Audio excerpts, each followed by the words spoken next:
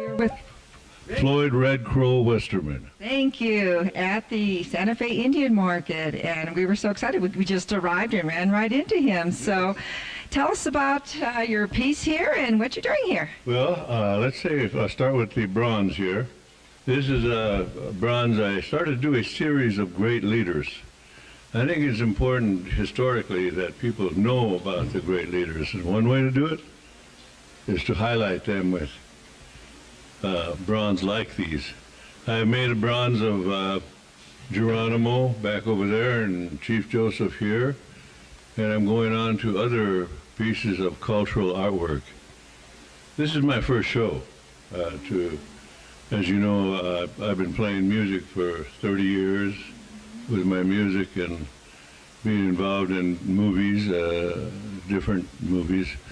Of course, Dances with Wolves being the most important movie of them all. And I think the movie itself is still educating America about Indian culture. The reason why is it's one of the first movies that highlighted the language, Indian language. Because after the movie premiere in Rapid City, South Dakota, there was a white rancher who was standing there, and he asked me, "Is that a real Indian language?" And I said, "How long have you lived here?" He says, "All my life." "And you haven't learned one Lakota word?" He said, "I don't know many Lakotas," he said. I said, so therein I thought, we really got to do some educating in America. And I'm glad you're doing what you're doing in your TV show, but I've been working in movies, so a lot of people know that Dances with Wolves and what that does. But there are a lot of other ways to reach America. I think this art and this whole market is a huge way for people to learn. And I think people are beginning to see the beauty and the greatness and the strength of Indian spirituality.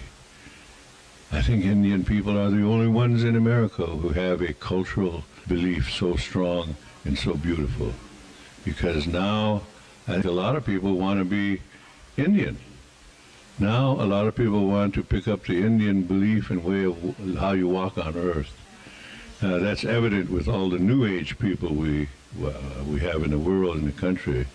They're nice people, and they want to emulate the Indian way of life. You know, our religion would have swept the world at one time, but a lot of America thought we were still savages when the movie Black Elk, or the book Black Elk, came out.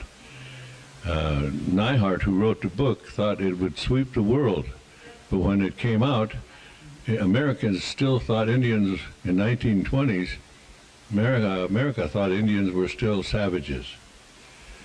And then it went to Germany, and a psychoanalyst who wrote the book Black Elk and interpreted it into Germany.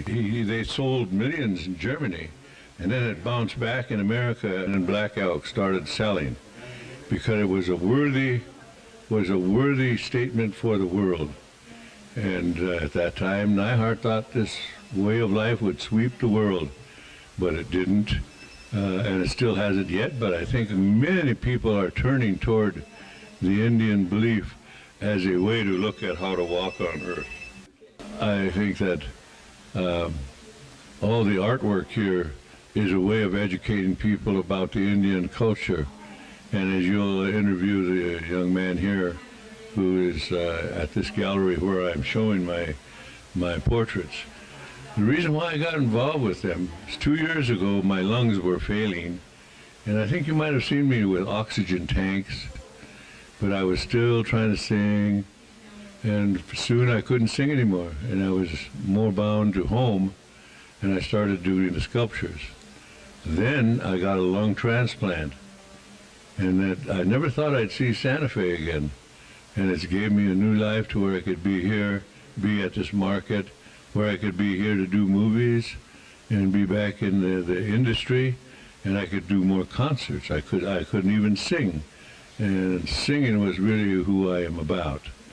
And the songs that I sing speak the Indian point of view about many things.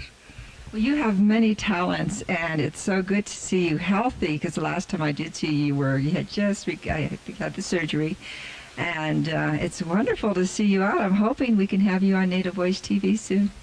I would like to come on, and I hope I see you in San Jose soon. It's a pleasure talking to you, and I hope to see you soon. Thank you very much. Thank you, thank you. And if there was no keeper of the land, machine would come and soon destroy the sky. They didn't listen.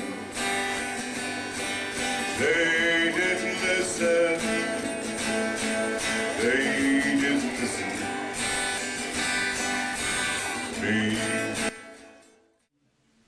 Hello, my name is Floyd Red Crow Westerman, and you are watching Native Voice TV.